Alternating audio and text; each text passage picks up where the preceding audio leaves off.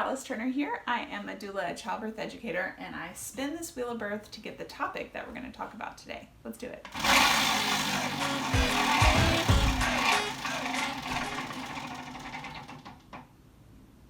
Okay, so number 21, we've got eating dates.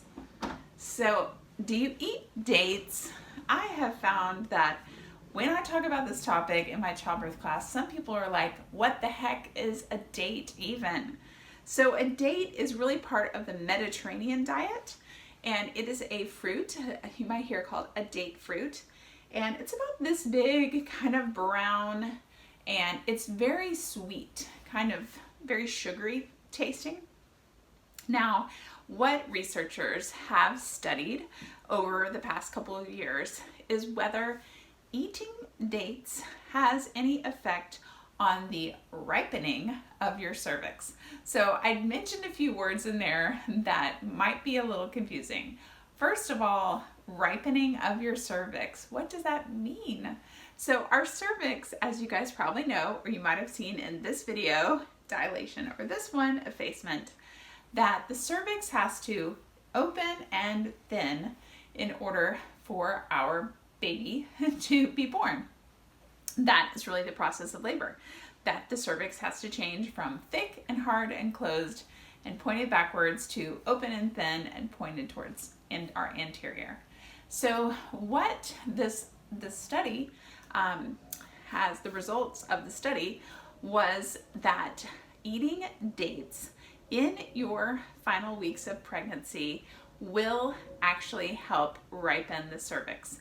So help prepare the cervix for opening and for labor. Now, what that usually means is help thin the cervix, that effacement.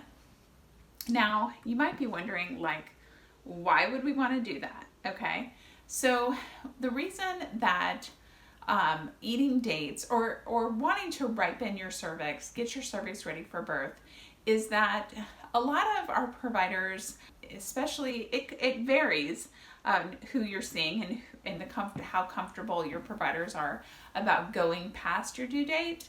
But usually if you go past your due date, you have an increased chance of being induced, having your labor induced or artificially started. So if you are someone who is very much not interested in having your labor induced, you might consider doing things to ripen your cervix, get your cervix ready. And so eating dates is one of the things that researchers have found can have a positive impact on you going into labor not necessarily before your due date, but before 41 weeks. So you might be asking, how many dates and when do I start eating them?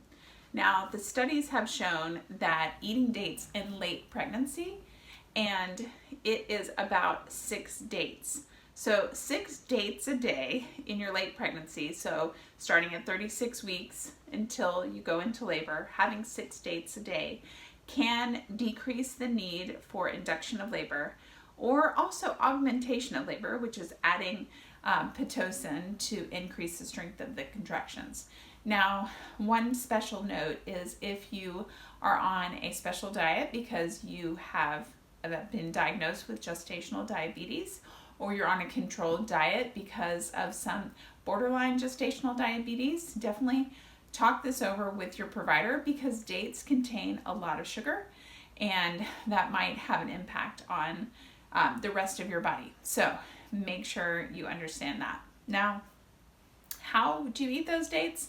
I know that clients of mine have found that if they put them in smoothies, that they, are a natural sweetener for a smoothie, and that can be a way to get those dates in. Again, this is one of the reasons you would do this is try to help get your body prepared to go into labor naturally. So it's an idea, certainly something you can talk to your care provider about. And again, I'm going to put more information down below so you can read more about those dates and maybe even try them for the very first time. Okay guys, if you found this video helpful, hit a like and let me know. Subscribe and hit the notification bell if you want to be notified the next time a video is loaded. Also on the screen you'll find 3 other videos that are really popular in our Big Wheel of Birth series, and I'd love for you to check them out, and I'll see you there. See you next time. Bye guys.